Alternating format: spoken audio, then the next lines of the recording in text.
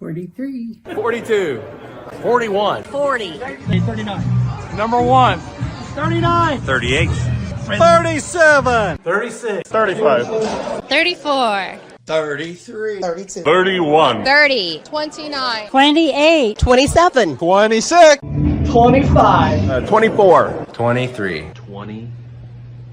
21. 20. 19. 18. 17. 16. 15. 14.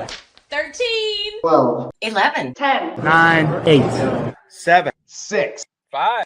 4. 3.5. 3. 2. 1. Hey, Rocky, you want to see me pull a show out of my hat? Nothing up my sleeve. Presto!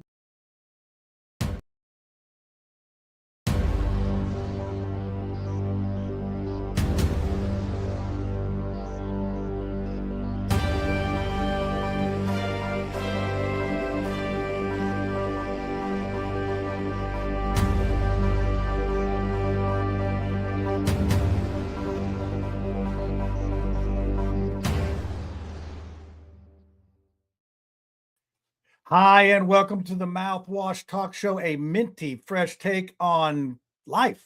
But sometimes we talk about the politics, and tonight we're talking about the politics. I see we have Tiffany and Brad backstage waiting to come on. Hopefully, we have Curtis Hill coming on here tonight. Hopefully, he'll get here. I got a little bit of stuff to talk about beforehand, but we will get to Curtis here directly. Hopefully, you just came off of the Witty Review show. It was quite hilarious.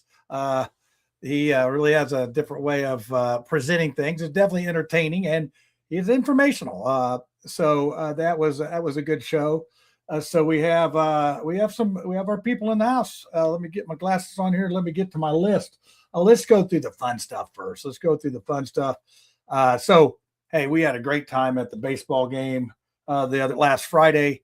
We had about 20 plus people show up to the ballpark, and here you go. Here's a picture of Rowdy. Rowdy took a picture for us. Like he's got his little Sharpie there ready for autographing. But yeah, we had a good old time there at the thing. And of course, yours truly got the foul ball, and then all of the folks that were at the thing signed it. So it was a lot of fun. And it's interesting, we were on our shows and we're all doing it remotely. And so, we don't get to actually talk too much. In fact, tonight, none of us talked even before the show. This is a definite organic show. You're going to hear what we're thinking when we think it, pretty much how it goes. So we enjoyed ourselves. Lucy's van broke down, so she couldn't make it, but we had Tiffany and Brad in the house, and then Witty and Drew off of their show on Saturday nights, the rinse. We have the mouthwash, and Brad has the rinse. And Brad's doing a good job with that. He's really brought that show on there. He's brought our old friend Mark Small Talk. He's on there with Drew Weingarten, and it's like Drew's taking on the liberal and the Democrat, and it's interesting. They talk about things sort of like we talk about it, like, hey, what's up? So we have that. One of the things here that I want to talk about is, recently I put out a challenge. I don't know if you've paid much attention to Micah Beckwith, but he made some comments about the Muslim religion. To be clear, the Muslim religion, not the Muslims that are in the religion, but he made some comments about them. As long as they come to Jesus, he's good with them. And then Andre Carson on the Twitter, Andre Carson hides behind the social media because he doesn't want to come out and play with the other people. So I've got a challenge out to him. Hey, Andre, let's have you and Micah come on the Mouthwash show, and I'll just moderate a debate. And I'll be fair to both sides. I think that's how we are here. We're fair to be. We respect everybody's opinion, even if we don't agree with it. I'll be fair with it. Micah has agreed to do such a thing. Carson, he's already up to his shenanigans, how he lied about having a debate with me when I ran against him. And now the next guy, the Macaulay that he said he wanted to do a debate with, and now he's backed out already. So then he can say, well, we offered something to you, but you didn't accept it. It's all smoke and mirrors. I don't know if he can't debate, he won't debate, if he just can't defend anything if it's all scripted, if somebody has to tell him what to say. But Andre, you know what? I'm one of your constituents. I live in the 7th district, and I would like to see what you have to say. If you got something to say about your faith, if you're such a strong believer in the Muslim faith, then let's come on and talk about it, because Micah Beckwith he will definitely back up his faith with he's not scared. Let's just put it that way. He's not scared. I don't know if he's Daniel or Shadrach, Meshach, and Abednego in the furnace. He's one of those Bible characters that he ain't scared. So that's what we have there. So our show's coming up. We have next week. I'm pretty sure I'm going to have Joseph Bortka come on. You're going, who's Joseph Bortka? Well, he's got, let me see if I can find it here. He's got a newsletter out. I don't have it right here with me. He's got a newsletter out that's talking about the rules at the convention. And that's the picture of the convention right there in 2022 that I was at. And I voted for Diego there, by the way. I voted for Diego. And if you notice, Diego's number 8 on our countdown. So, that was then, and this is now. So we're going to talk about delegates here in a minute, but we're going to have Joseph Bortka on, and he's going to talk about the rules of our party. And these conventions, we're supposed to talk about these rules, but they sort of over the years gotten suspended. So I want him to come on and explain this to me, as I'm a child, as I'm not as smart as a 5th grader, of what he's actually trying to accomplish. So he will be at least one guest on the show next week. And yes, it will be coming to you live from Florida, because I will be there next for a couple weeks in Florida, painting my house. So that's going to be fun. And then the next week, we are going to have the Secretary of State candidates on. I know that David Shelton has agreed to come on the show. I'm thinking that Jamie Rittenauer will come on. Max Engling had to check with his consultants to make sure it's okay. Diego, I don't know. I think he'll I have his phone number. So we're going to find out if I can get all 4 of them to come on. We'll give them each 10 minutes, and then we'll have a little discussion. I think it's a very good way to get an idea of what we're dealing with at this thing. And then that next weekend is the convention. I will be up there. We have an Airbnb. We have 6 delegates, unnamed delegates, staying at one house just off of the convention street, real close to the convention, in walking distance of the convention. It will be a good time at our house. Come over, have some beer. We'll have some fun. Anyway, then we have, after that, the convention will be over. Everybody will be taking a knee before the next election comes. Micah Beckwith has agreed to come on the show and talk about his Muslim comments.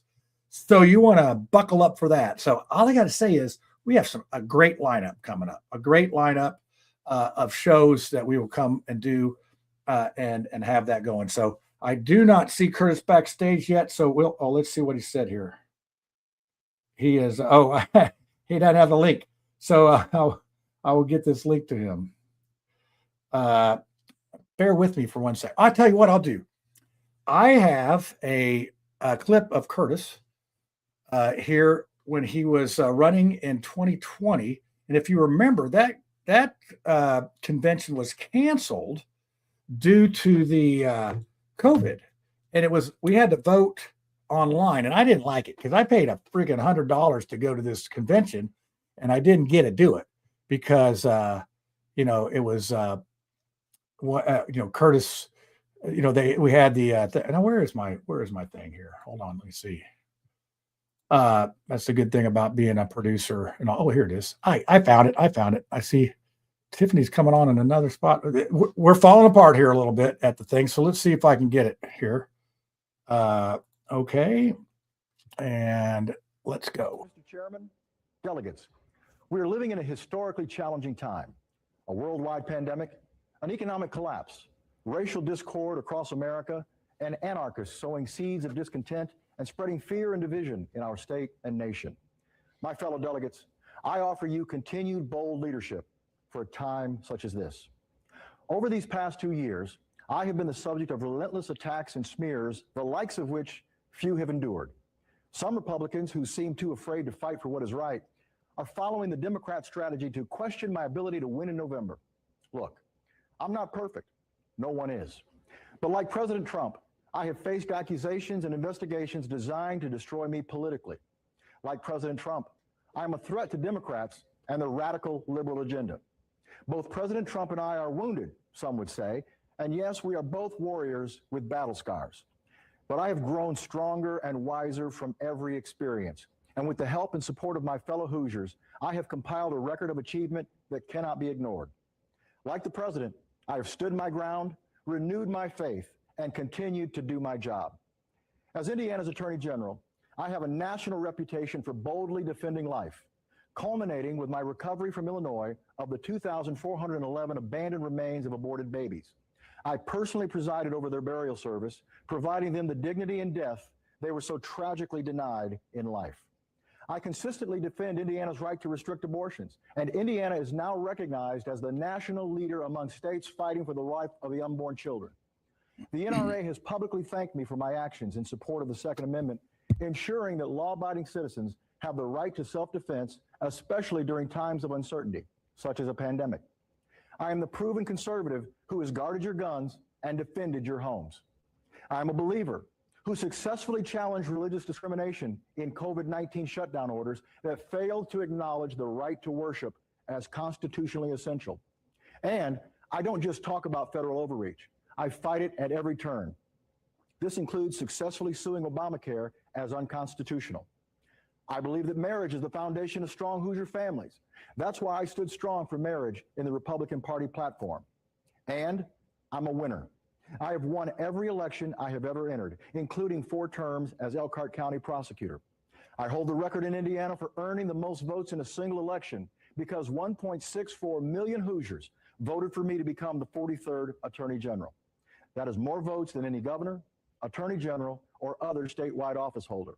I am well known statewide for the conservative causes that I have championed.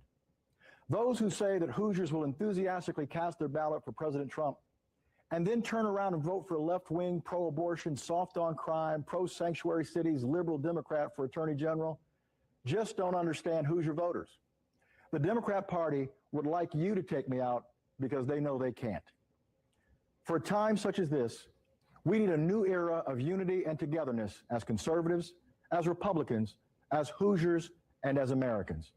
For a time such as this, we need an Attorney General with an unrivaled record of success who is standing strong for our conservative principles.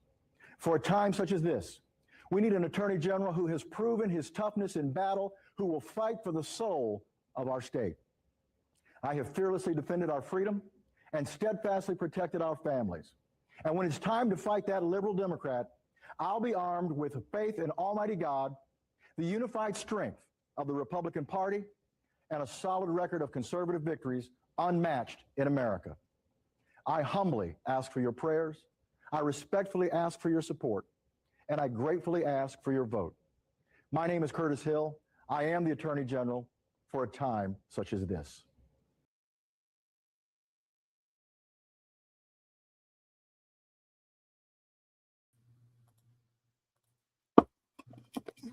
All right. Whoa, hey, who's running the board tonight? I tell you, it's something else here. Let's get these people in the right places here. How did Curtis lose? Okay, so we're going to talk about that. Probably because of all the things he said. Can you guys hear me? Or yeah, we can hear you. Yeah, we can hear you. Tiffany. See, you are funny. That was my favorite part of Friday night. I thought I was going to have to separate you two. You're having such a good time out there. But yeah, we did have some fun though, didn't we? We had a lot of fun. I had a ton. Yeah. So Tiffany asked, let's see, he can't get his camera to work, but we'll get him on here. Let's see here. Hi, Drew. So Borka's coming on next week. That's yeah, I think so. I want him to explain his rules thing. You know, this thing about the rules, like of the Republican Party. Yes, yeah. So basically, the last couple conventions, that's like Illuminati stuff, John. Like he's not going to tell you the rules, right? Well, he's trying to explain the rules, and he's trying to.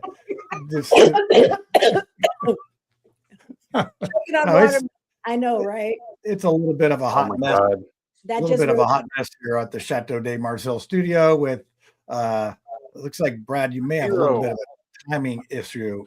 Can you hear me okay, Brad? Yeah, I can hear you. What are you putting up there, Tiffany? Drew asked me what I'm drinking. I'm drinking Ohio. It's a non-alcoholic tonic with cordyceps and lion's mane and dragon root. We need to get them for our sponsor so they can foot the bill. So Tiffany, you asked, how did Curtis lose? Well, this is very interesting. So in 2020, we did virtual. So basically you voted and then you had to wait and then you voted again. It was all online. Curtis got 200 more votes than anybody in the first round. But since it's ranked choice, you have to have 50% plus one vote. Well, he fell short of the 50%. So they went to the next round. He was still winning after the next round, but he did not have the 50%. But when they went to the third round, Todd Rokita won by 60 votes. So, and I won. How many candidates were there? There must have been 4. I can't remember who all was in there, but it was definitely a race between Rokita and Well, Curtis. in listening to him though, Rokita is doing a lot of what was being said in that speech, I feel like. Well, I think that his, he was going through the court thing with the AJ's incident, and you heard him say that he got the most votes ever. And I think there were some people in the Republican Party that thought he's a little bit big for his britches. We're going to take him down a notch. And I think there was a lot more to it than the average person would see or know. But he came back and he ran for governor. He had some interesting stories about running with Jamie Rittenauer, and and he has some opinions about that. I'm hoping we can get him on. He can't get his tech going here. So and also wait, we're supposed to be getting Max on. Like, well, I don't know if that. I mean, you don't think so, Brad? You don't. I don't think we would be allowed on the show. I think if you interviewed him, it would be fine, probably. But if you interviewed him, you'd have a problem. Maybe you'd be a good boy. No, like we would just, and Lucy. Oh Jesus! Like, well, hey, if you can't get past Lucy, get out of. You don't run. So we'll see. I'm sure that coming in at the last minute, they want to. Don't vet these people. John, I'm wondering how many delegates watch your show. Well, I guess we got 62 comments already, so there's a few of them on there. Well, 6 of them are staying at our Airbnb, but there's 1,800. Hey, look who we found here. Let me see what I can get. Curtis, man, you're such a boomer. Such a boomer. Can't get your technology. Technology. Fred Stone. He's got a brontosaurus burger on the side of his car. I don't think he can hear us. Oh, I can hear you. Oh, what'd you say? He was just accepting the roasts, Tiffany. It wasn't. He was being respectful of, Very, very good. Yeah, I think, like, Curtis, this is about your you've been with the mouthwash from the beginning. You've been always, I have bad breath. Yeah, well, that's Brad shows the rinse. So that will fix. We're the mouthwash, but Brad shows the rinse. And then if you really, what's that? We got to have like the brush first. Or my something show's like that. coming. It's going to be called Floss. Floss. Yeah. Well, you know what? We just keep building a little network. Now we've lost Curtis here. His camera has gone missing. But we'll get him back here in a second. Let me get us back to this till I get him. The internet's great. Do you think that you should post on your Facebook page how many delegates belong to your page and watch your show? Yeah, I think I would say our audience is quality, not quantity. Some at times, but there's a lot of people that watch. And when I was saying I'm moving to Florida, I was amazed at how many people watch the social media, and so many people were so happy I was going to be out of politics and out of Indiana. So Curtis is still trying to get on. Boomer power, baby. Here, Boomer power. It's I think that I some people don't like me, Tiffany. I don't know why that is. They just rather I think we go away. okay, can we talk about Ireland just backing up Max and following his little orders from Master Banks and Todd or whatever? Because I mean, like, let's save that. I heard about.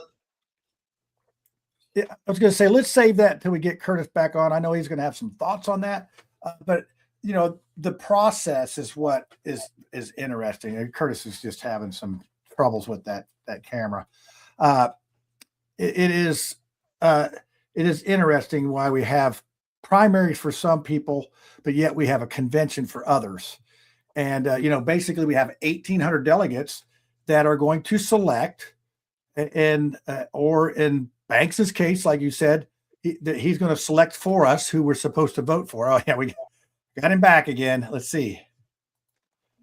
Are you back?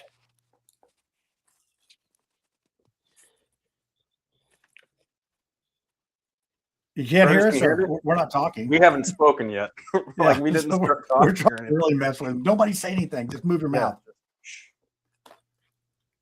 Can you hear us, Curtis? That's just mean. Okay. That's like me catching that ball and flexing on those kids. That was awesome, wasn't it? No, that was great. Like you literally went like, you know, to that. That was great. Hey, life is hard, kids. It's not everybody. Can you hear us now, Curtis? I don't think he can hear us. I love it. I love it. The technology is just so good. I don't think he's still got any sound yet. Curtis, can you hear us? I can't hear him. So yeah, what did you see, Brad, at the end of the game that those players came out and gave every one of those kids a baseball? I'm glad I didn't give up my baseball to one of them. Well, I know. Well, it was a Cubs game. Like, I mean, I don't know why the heck I picked that game, because there were so many Cubs. No, but there were Cubs jerseys everywhere. It was just and there were so many kids. Like we were all talking about that too. Like, oh God, we can't like Jim, we're trying to get him to switch to the phone. He's still having some. We'll get to it here. Wasn't there talk about you becoming like a George Washington impersonator later on, like in retirement? Yeah, because my hair, I'm going to have a ponytail at some point. It's going to take. That was it. I feel like that needs to be explored a little bit more, not just hearsay at the baseball game. You think so? I'm a George Washington of the party, of the thing, so all that. But no, George Washington, 50th, lean into it. Yeah, I mean, yeah, that's right. Hey, Curtis, can you hear us? I can. I'm back. What? We got it. Yes, I've been excited about this show ever since you said you do it. I'm like, man, this is perfect timing for this. You know, you've lived through this. You know what's going on. You know behind the scenes. I think there's a lot of people that are maybe just for the first time figuring out how this process works. And, you know, our show is love it or hate it. We do try to muddle through it just like the average person does. And we try to give out the best and accurate information we can, and then let you decide. And our motto is, hey, we respect your opinion, even if we don't agree with it. So Curtis, how are you doing this evening? Well, I'm good. I'm fairly relaxed. It's late. It's after 9 o'clock, so it's past my bedtime. I know, us boomers. I know Lisa's sleeping. She promised me she'd stay up and watch the show, but I'm sure she's out. It's still daylight out for like I know. Like 20 more minutes. Hey, Brad, you'll be a boomer someday. You'll get. Listen, I don't like it for concerts. Like, when I go to a concert, I want it to be nighttime by like 8 o'clock. So, you know, it's nice and dark and fun. So it's just better that way. So Curtis, I played your speech from the convention in 2020 before you got on. Oh, really? And then, I could play it again, but everybody's seen it already. So, and I think you remember what it was. I've seen it. Yes. Yeah, and you know, you were very good in that delivery, confident, all that, and so Brad asked me what happened there. So we would like to hear in your words how that went down, and maybe with a little, backstories to a couple things. Help Brad out. He's challenged on these things. Well, the 2020 convention was the convention that never was. The party leadership changed the rules in mid-stroke. They used the excuse of COVID as the excuse, but essentially they decided to go with a virtual convention. And rather than meet live with the delegates, which is what we have traditionally and historically done, they set up a remote video pre-taping, so that we would pre-tape our convention speeches, and then it would be sent to these gatherings across the state of various delegates. So it was very out of the ordinary. Not to mention that the rules were changed to permit this after the deadline. The deadline to change rules was in March. One of the persons in the state central committee that was a part of the rules committee actually, after the rules were changed, got into the race, which I thought was an expressed concern over. But essentially, the virtual convention was operated with a different set of standards. And instead of voting live, you voted remotely and using a rank choice system. The rank choice system has been criticized by everyone as an unfair system, a system that favors the lesser candidates. And so, notwithstanding my speech, which I thought made the point for my renomination very, very well, at the end of the first round of virtual voting, I had a 200 vote lead, but not yet a 50% threshold. At the imaginary second round, I had a 100 vote lead. And then by the imaginary third round, my lead had disappeared and I ended up losing by 60 votes, according to that process. That process has not been used since. And it's interesting that everyone and their mother's uncle is out to ban ranked choice voting. And so who are the other, remind me who the other two candidates were in that? I voted for you all 3 times or 4, how many times? I voted for you the whole time. So I don't know who the other ones were even. One was Nate Harder from Decatur County, and Westerhouse. Oh yeah, Westerhouse. Man, what happened to those guys? They're totally gone. Anyway, I just thought that my personal opinion is if this was an in-person vote, I think things would have been different. I do. It was, and I wonder how many people couldn't really figure out how to vote. It's like it was a little weird on how. Well, it was a confusing process, and also one of the things that was I think affected the dynamic. We did the remote taping. They presented the taping on a particular date, and then they gave the delegates 3 weeks in which to receive ballots and send in their vote choices. So we didn't all vote at once over a 3-week course. Yeah, that's right. Of time. The votes would mail-in trickle in. ballots. And so what would happen is that meant that the candidates had more time after the speeches to hit people with literature or phone calls or whatever information, unlike at a conventional convention where you give your speech and you go vote. So the entire dynamic was affected, and what happened. Yeah. And, like I said, it was just one of those things that did you just shake your head on. And I think from the whole COVID, during that COVID time period was all sort of wacky. We saw the national elections be affected with these voting boxes and things. And you wonder, there was so much guidance coming from the federal level, John. It was whoever the president was in 2020 had a real good handle on emergency containment and whatnot.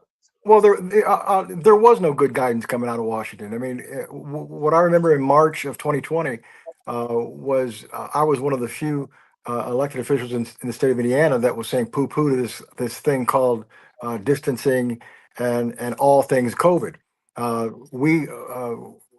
objected strenuously, as they say, about changing the process of the convention because we had anticipated that it would have this type of an impact going forward. It was completely unnecessary. I mean, we did away with the live convention only to send a remote tape to these locations where people gathered anyway. Yeah, it was. Yeah, it was. And I think that it was a confusing time for sure. So let's go ahead. Let's fast forward to the present Secretary of State race, which I think is sort of similar to what you went through. I mean, obviously you're no Diego Morales, and Rokita's no Max Yingling, and then you have Shelton in there, who's a very viable candidate. So in your case, it was pretty much you and Rokita slugging it out. And whoever the other folks were, when they dropped out there, people just broke the other way and barely did. So give us your take on what's going on with the process of this and how these people are in there and maybe what they're, I guess what they're about. Well, I really can't get into what the folks are about in the sense I haven't studied them, but the process is very typical of what we have seen at state conventions, which is the state party leadership or state officials, take it either way you want, work very hard to take the strength of the delegates away. We saw this back in 2018 when the state leadership, the party leadership wanted to eliminate the family plank, the marriage plank on the Republican platform. And a few of us gathered in Evansville the night before the convention and had a rally to save that plank. And the Governor Holcomb and the state chair, I think, were very embarrassed the next day when a voice vote was had that shot down their plans to eliminate the marriage plank. That got delegates really understanding that they had true strength and true power, which is what the convention is all about. But there's always been pushback from the state leadership because despite the fact that they claim to want the delegates to make choices, what I've seen is that there have been efforts to eliminate or limit the amount of strength and capacity that delegates have. And in this particular convention coming up, it's troubling to me that we have a situation where a candidate is being pulled out of thin air at the last minute and suggested to we delegates that this is your guy, notwithstanding that we had three people who have made it clear that they were running for this office for the last several months, making contacts, communicating with potential voters. Now we have a last minute add-on by some of our party bigwigs saying, we don't trust you delegates to make the right call. We're doing this for your own good. And I really can't tolerate when someone wants to do something to me for my own good. As a free American, I have the ability and the right to choose for myself what's for my own good. And so that's what bothers me about the convention process. We saw this back in 2024. Diego's going to run for Secretary of State. They don't want him to run for Secretary of State for whatever reason. So what do? Connie Lawson resigns from the Secretary of State's office to make an opening that Holly Sullivan gets appointed. It's all inside deal. They do it within with a year out. So Holly has a chance to be the incumbent for a year, and that was all. It was all set in stone. Only the delegates said, BS. We're not going to tolerate this, and they changed the dynamic. So we're seeing an effort by the state party to control and manipulate the process. And the question becomes, for this convention coming up, are the delegates going to stand by and let themselves be rolled?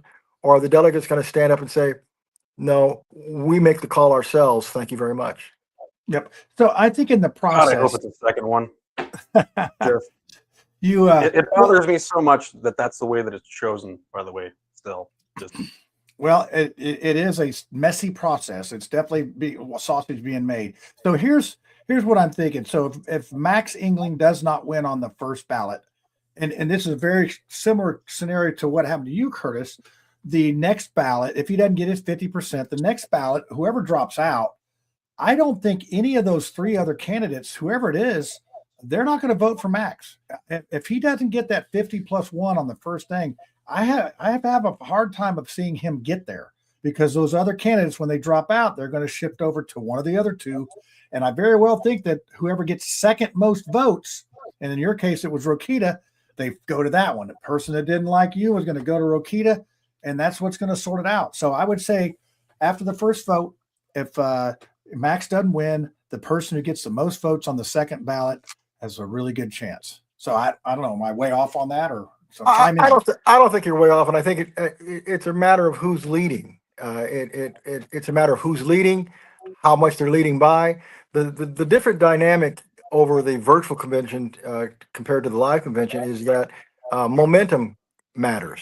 So if someone is leading by a significant margin, a couple of things will happen. You'll see people who had their favorite candidate come in dead last and get eliminated. A lot of them will go home. They may not choose to pick anybody, and they leave, and the percentage required goes down. Yeah. So eventually just gets there from attrition, and that's sort of what happened to Elise Nashala in the convention. A lot of her folks said, "Oh, she's going to win. I'm tired. I want to go home." Yeah. Hey, I got one here. We got James Siniak on here. I believe he is running against Andre Carson, if I'm not correct, or he's running against Andre Carson here in the 7th, I think. So he's a libertarian. And James, reach out to me. I want to get you on after the convention. Sorry about that, Curtis. I just do a little business there on the side. No problem. But so Tiffany, what are you a delegate, Tiffany? Are you? She is a delegate. She's not going to unmute her. We're on. There we go. Yeah. So I can hear your head nodding for sure. Yep, So, I'm a delegate. Okay, Brad, you're not a delegate. Are you a delegate for the Democrats though? No. Because their convention is this weekend. No. So we're going to find out who's on that. Okay, John, did you do those mailing for the? Oh yeah, hold on. I get one. Hold on. I'm so sorry. He's literally Curtis. It's good to see you. It's good to see. It's good to see you, Tiffany. Sorry, my producer had to get it, but yeah, I have the. We got Diego. Now, guess who's on the back? Oh, whoops! There's a goof. I wish he had his little Whoops. boxing gloves on. Yeah. Yeah, Oh, and there's one from Banks too. So it's oh wow, he got them both out. It looks like it. Yeah, it looks like it. So here's a bet. Do you think that those were already in the hopper, or do you think he pushed them out after he lost their endorsement? Oh yeah, that is. I can answer that because I received mine the day after the announcement, I think. And, okay, so what I know, those go out. That kind of bulk mail goes out usually 5 to 10 days before they're actually mailed out. So they would have been in the hopper already. Yeah, I think so too. When did you get yours, John? I just got mine like probably earlier this week. Let's see, what's today? Tuesday. Last week. I don't know what time it is. It would have been in design production. Yeah, I mean, think about it. If you're Diego, send them out. I mean, they pressured him. Send them. Yeah, even if they weren't already in the hopper, send them out. Yeah, it's like you had the endorsement. I mean, you might as well put it out there. But that goes to another point here. What the heck? Shouldn't we be more organized as a party? Doesn't this just show just a sort of disorganization of or no leadership at the top? I don't know. I think it's ridiculous. I think if you've done your vetting enough to provide an endorsement, you stick with that endorsement. I don't know that anything has occurred that realistically gives grounds for rescinding. And let me say, Diego may have done some stupid things. I'm not saying that he's been a perfect candidate or he is the perfect candidate, but these guys chose to endorse him. They chose to look at whatever he was accused of or did that was either founded or unfounded and said he's our guy. And then at the very last minute, I mean the dead ass last minute, the day that you can no longer file, they suddenly pull their support, and not just pull their support, but endorse a hand-picked insider. I mean, I would not be as suspicious if they pulled their endorsement and either stayed out of it, stayed neutral, or chose one of the existing candidates to support. Yeah. But by bringing in your own person, that smells of good old-fashioned political cronyism, telling us what to do, and that's what I don't like. We got old Sid in the house. He's agreeing with all that. And I heard that Max was their fourth choice. So of people. So maybe that's why it took so long for them to get to that end of the deadline. They got a little more desperate, but they do seem a little desperate on things. Yeah. I mean, this is made for this makes for such an interesting showdown, because it is going to be, and I wouldn't say, I made the comment of this is the establishment's pick, but I really think this is the new establishment. I think the old establishment is somewhere else. These are a new group. Establishment is defined by who's in and who wants to stay in. Okay, well then that's right. Then they're the establishment. Yeah, so they're the insiders. They're the ones who are making everyone nervous. Well, and Curtis, you said that you haven't had a chance to look at all three candidates yet, but a lot of people have been talking about how qualified Shelton is. Why would the plan be to not go with the most qualified candidate or somebody with that kind of credibility already built? Well, whether you consider Shelton qualified or unqualified, I don't know that can be determined in a Secretary of State's race. He's a clerk. I have a great deal of respect for county clerks. I don't necessarily believe that a county clerk is all that prepared to be Secretary of State, but I would say the same thing about all the candidates. I mean, Secretary of State doesn't really have a prerequisite to make you qualified. It's an interesting case study, I think. I think that what I would say is, regardless of him being a clerk or not, the fact that he was in the race, that he has made inroads in terms of what his credentials are, would make him someone that someone would look at and decide, is he the right guy or not? I think what's hurting Sheldon is that he has, as I understand it, has pretty publicly indicated that he will run the office in a nonpartisan way. Yeah. How dare he? And well, the thing is, that's a very noble idea, but it doesn't sell well for a convention of conservative delegates. They want someone who's going to fight and do paper ballots and do all and have this whole agenda. And whether that's right or wrong, that might not be the right audience to promote yourself as a sort of a neutral guy. I feel like we got to calm the delegates down then. That's well, I mean, you do get, Tiffany, I know you're probably getting courted, and I'd say if you're a delegate, don't say who you're going to vote for, and they'll all call you and talk to you. And Whitty made a good point on his show about the paper ballots. There's nothing stopping a county clerk from doing a paper ballot. I mean, they can do it on their own. And if they want to go fight for that, they want to go to the state house and get a paper ballot, they can. Let me go out on a limb on the paper ballot thing. I hear a lot of people who support me talk about paper ballots as the answer. There is nothing magic about paper ballots that's going to create any type of integrity in our voting system.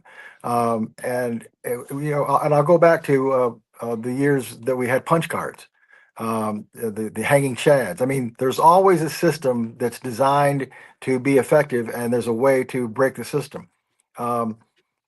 So the concept of that paper ballots will save us, I think that's a myth. I think there are some very sound voting processes, particularly in the state of Indiana. I just voted. I just worked the election locally in my home area, and it's a very strong process. I would take it over paper ballots and human error all day long.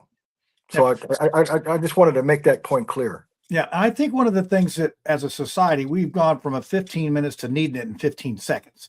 And, folks want to see the results by 9 o'clock that evening. They don't want to wait till midnight or 3 a.m. or whatever. We saw how that John, the president.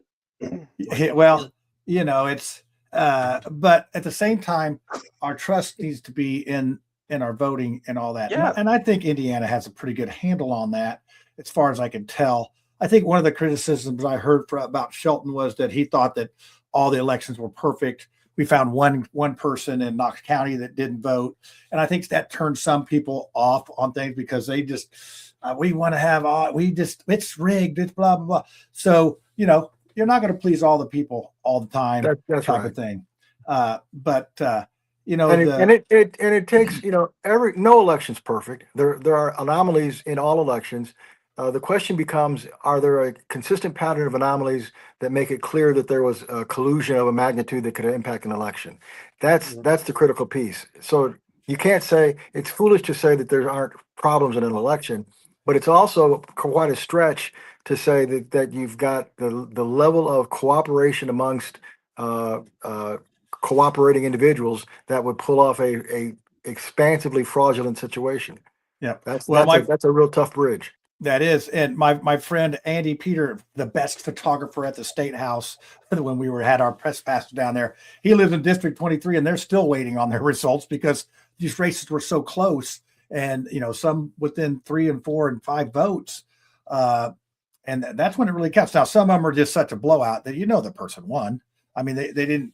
They're not going to overcheat, are they, Brad? They wouldn't overcheat and get 81 million votes on anything, would they? No, I don't think they'd overcheat. I mean, I think 81 million pissed off people can come out and vote against something that they didn't agree with.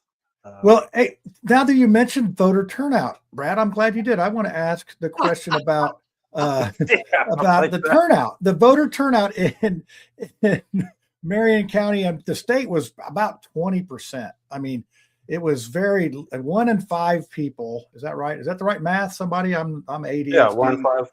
Yeah, voted. That's all of. Now of course, there is independents that come into that, but that's not a lot of folks voting for these people. I look at some of these races. They had for a state rep was under 1,000 votes.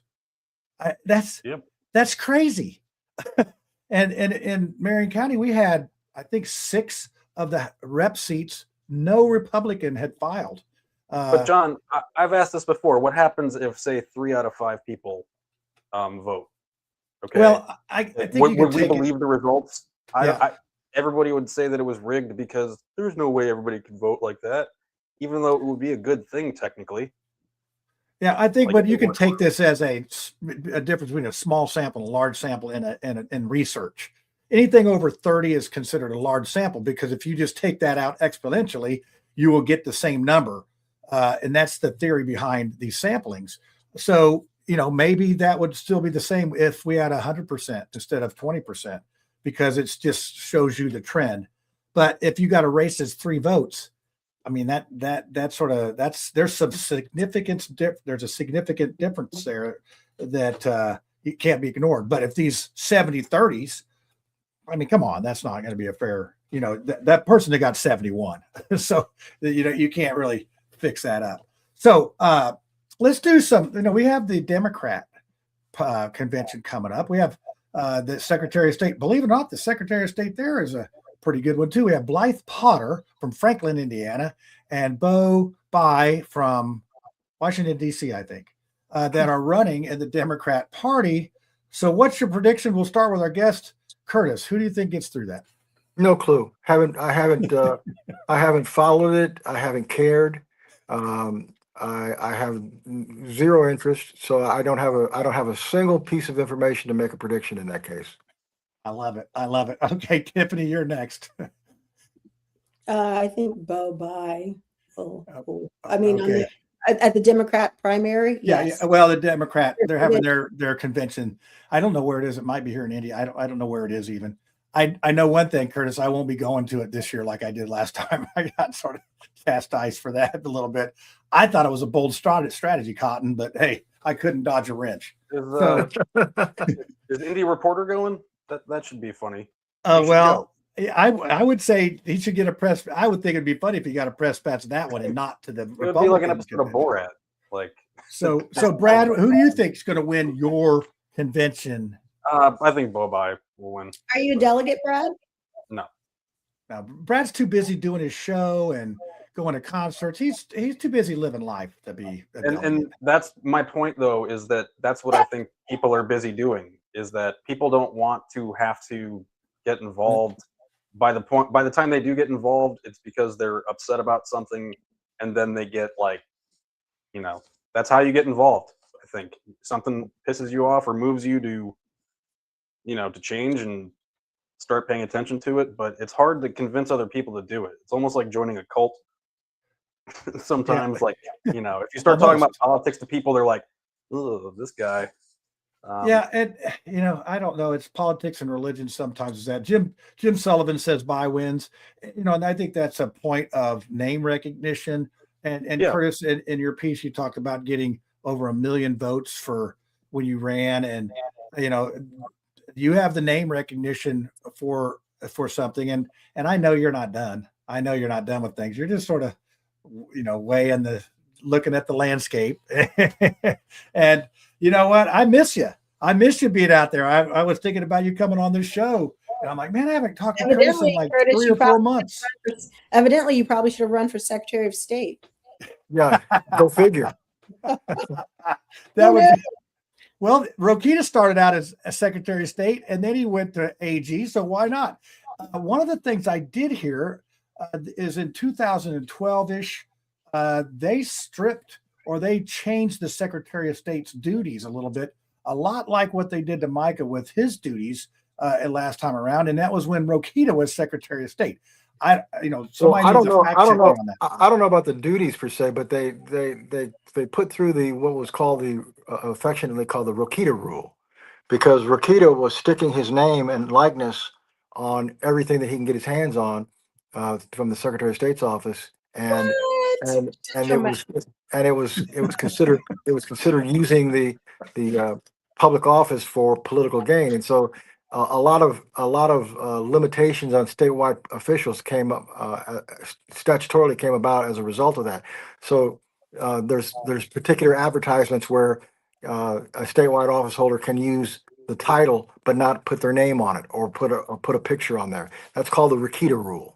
Yeah, well, Mike Speedy endorsed me for county chair, and they tried all that stuff on him. They said he shot the video in the state house endorsing Schmitz and all that, and all it was a text message. So pretty hard to get there from here. But if they don't like you, Curtis, they don't like you, right? Well, and Curtis, you said something earlier I really liked about the delegates, like the establishments wanted to take away the power of the delegates. You think with the Republican Party, and is that kind of a result of Micah kind of railroading in the last convention as lieutenant governor? I feel like he got people elected delegates specifically to vote for him, and none of it was against the rules. It was very crafty, and he won. And I'm pretty sure, wasn't there like a memo written because of what he did? I just feel like they're still trying to punish. I don't know if there's a memo. I don't know if there's a memo written. If you're asking, did he piss off a lot of people? The answer is yes. Okay, thank you. Really? and the process he used was nothing new. Gathering individuals, asking people to sign up to be a delegate that will vote for you is a tried and true process. What was different was that he went forward as a candidate of his own choosing and not waiting for a governor-elect to nominate him or select him. And again, that pissed a lot of people off because you just don't do that. And even though it's quiet out there, I can tell you that there are people out there rumbling to want to change that system to make sure that doesn't happen again.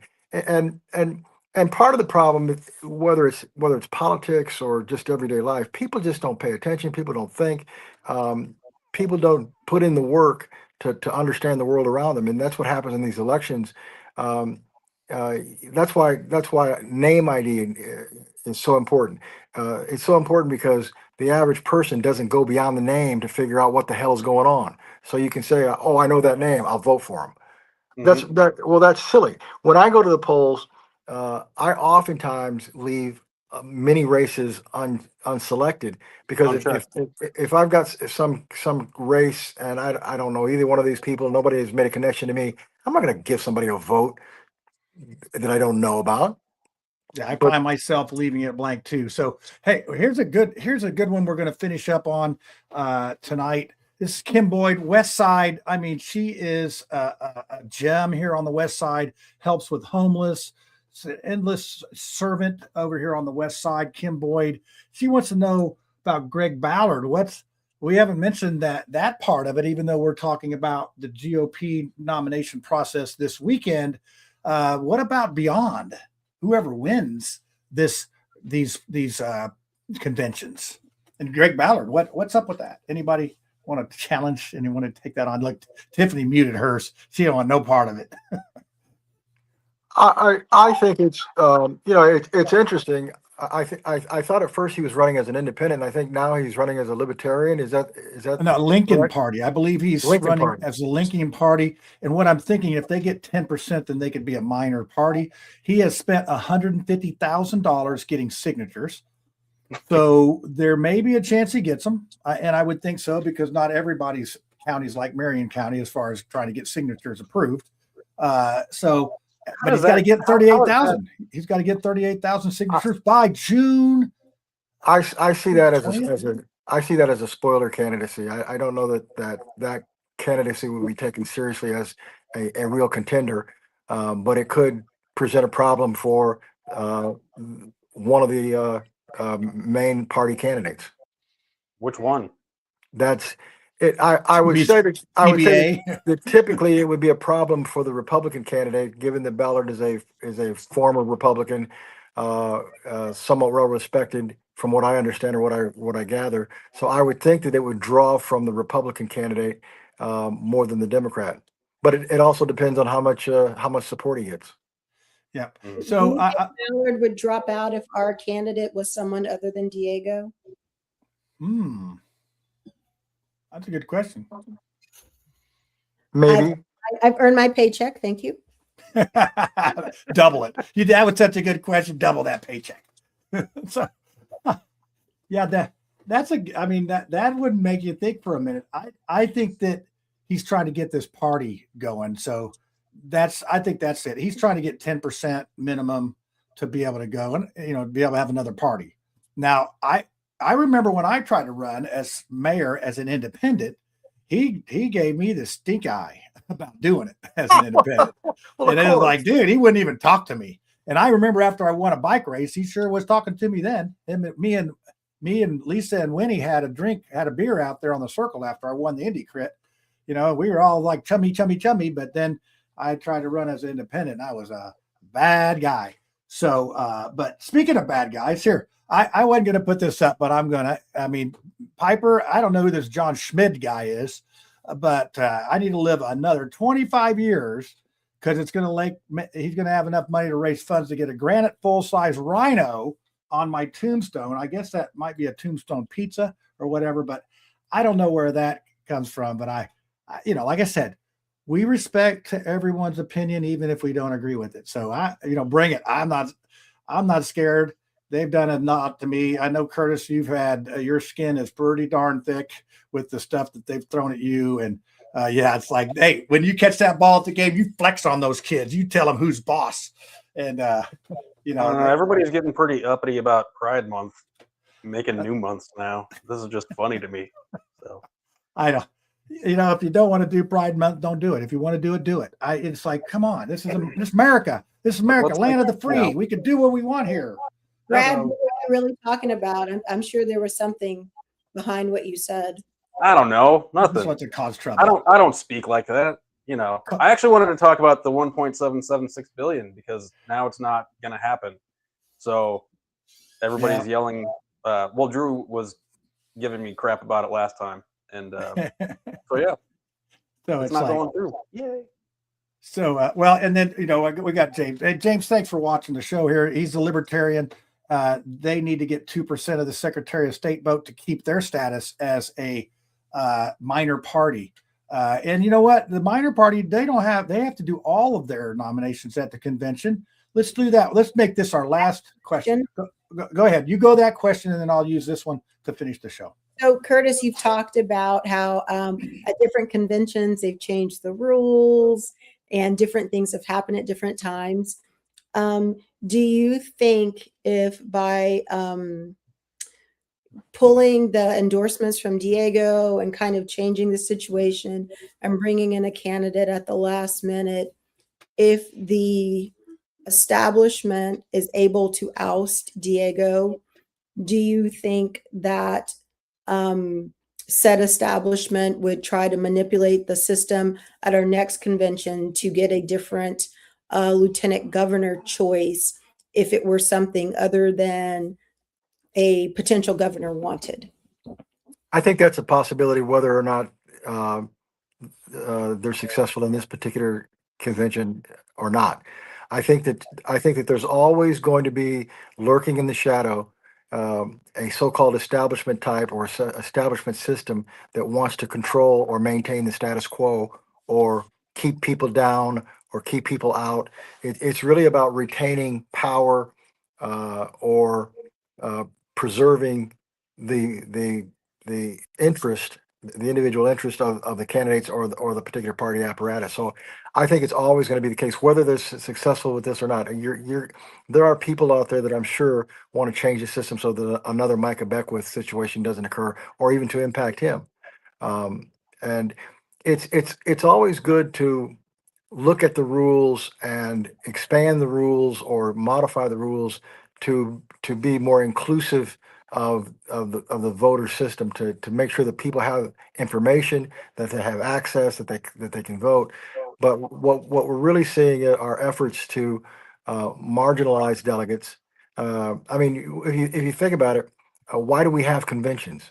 Well, the reason we have conventions in the first place is so that both parties can raise a shitload of money, and that's about it. $150 times 1,800. Yeah, and I mean, you've got a handful of races. In this particular convention, we got one contested race. Yeah, I mean, Elise Nishala and Dan Elliott, you'd be a crazed fool to run against them because you got no chance. Contested race. So, yeah, and I think one of the things too is that they claim it's a big tent. But they keep closing there's no doors on it, because think about it. We've gone from one primary to having two primaries even to run. We can toss you off, or we can write you a little note from your mom saying it's okay for Johnny to go out and play. Now they're thinking about closing the primaries. I know that Max Engling's all for that, closing the primaries. And then that sort of is a bad thing because the public's paying for these primaries. And I think they might have a little court battle on their hands on that situation because of the public funding. It just seems like they're just trying to restrict it to the club level, that you got to be a special they're okay kind with of lawsuits, person. John. Like they're okay with. I have another question. Yeah. Our last question for Tiffany. Tiffany gets, unless Chris has got one, guess always. So we saw in the primary with some of the state Senate races, the influx of, DC money, dark money, and how it shaped the outcome in some of those races. And now in this particular Secretary of State's race, we're seeing a candidate that's backed by what you called the establishment. What do you think the ramifications will be in the state of Indiana in the next probably 4 to 8 years, with having candidates that are backed by not by the people, but by other outside entities? What impact do you think that's going to have on Indiana politics? You're going to see record numbers of hypocrisy. You're going to see people who are elected because they made promises that they either can't keep or will trade in their family in order to keep. Your integrity as an official requires you to vote your conscience, to vote what you believe in. And by what we've seen in this last primary session, and I don't care what your position is with regard to redistricting or not, I'm not taking a position on that. What I'm taking a position on is this idea that you can bring anybody into a race, let them make crazy promises. I mean, all you have to do to run as a Republican and be impressive as a candidate is to say, "Hi, I'm Joe Blow. I'm pro-life, pro-gun. pro God, and people say he's our guy, he's our guy, he's and the thing is they've done absolutely nothing to establish those bona fides, and that's what's disgusting. So I think we're in for seeing a lot more of what we have, which is a lot of people who are in office to get the free steak dinner at Elmo's Steakhouse, St. Elmo's, rather than to do the work. We're getting the shrimp cocktail up our nose. That's instead of a good Well, steak yeah, dinner. you've got people in the State House who do absolutely nothing. And I'm talking about the majority of people in the State House who do absolutely nothing. The heavy lifting is done by a few people. That's why we have a system where everything is puppeted very very easily. And if that's the kind of person or kind of candidate that you want to be, there's a whole lot of people that are out there that will support a candidate like that. What I'm looking for are people that will speak their mind, that will speak intelligently, that will defend their positions. I have the greatest amount of respect for people who disagree with me, but who can explain themselves. John, who was the lady that she and I were on your show?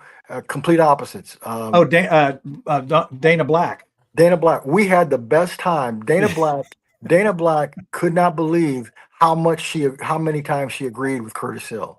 Yeah. And it's because we tore past the BS and got into some real discussion, and a lot of the assumptions that she made about my conservative positions, I think, were softened because I was able to explain to her why I believed what I believed, and I thought that was your best show.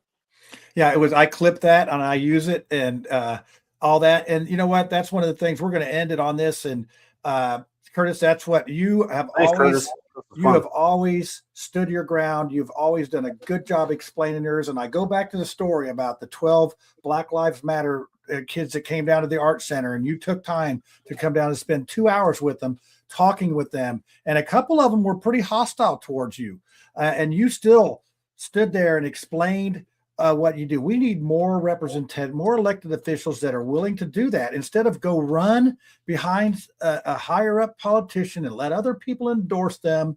I want to know what you're about. I want to know what you've done and your record as a conservative by bringing those aborted babies back to the state for a proper burial. Just the stuff that I've noticed you do. It's so, I'm so proud to know you as a friend, and you're a very good elected official. We need more like you. And I'm not just saying that. It's hard to get a compliment out of me. I'm going to tell you that right now. Thank you, John. Thank you.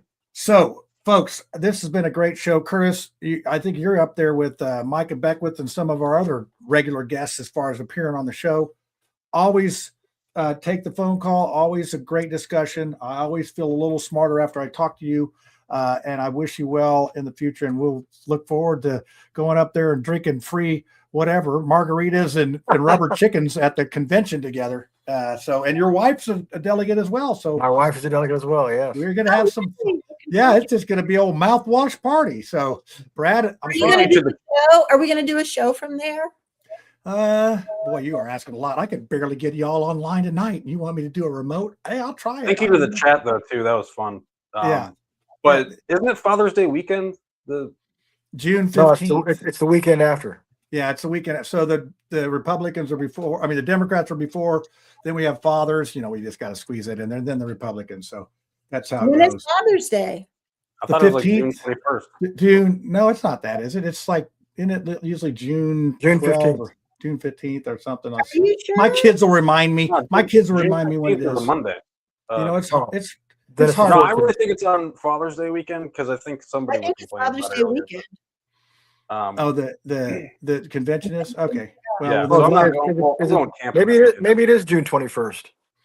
My kids will remind me. They'll try to give me stuff, and you can't give a dad anything. We already got everything we want. We buy what we want. It's hard to find.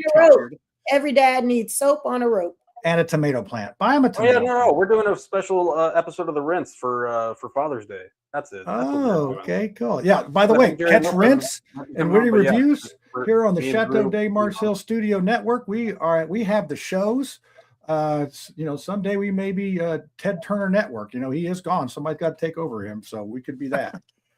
So anyway, thanks a lot, Curtis. We're gonna hope we get Lucy back. She was going to see her dad, and She had a council meeting on Tuesday, so she's sort of stretched for time trying to save, her area in Southern Indiana. So we give her a pass, and I could get another libertarian on, but I knew that, it was going to be, we had enough questioners. So, and I knew it was going to be a good show without her. So Tiffany, Brad, thanks as usual for coming on. Curtis, great job. And thanks for all the listeners that watched. And stay tuned for next week because we're going to talk about rules of the convention. Ooh, it'd be like watching some paint dry. So maybe we'll have some dancing mice or something come across the screen. Borka's awesome to talk to. We got Joseph Bortka, and then we're going to get the SOS candidates to come on their last pitch before that. And hey, we'll be doing the show live from Florida, the Chateau de Mars Hill satellite network. So that being said, everybody have a great week. Go out and do something kind for somebody, and we'll catch you next week. Over and out.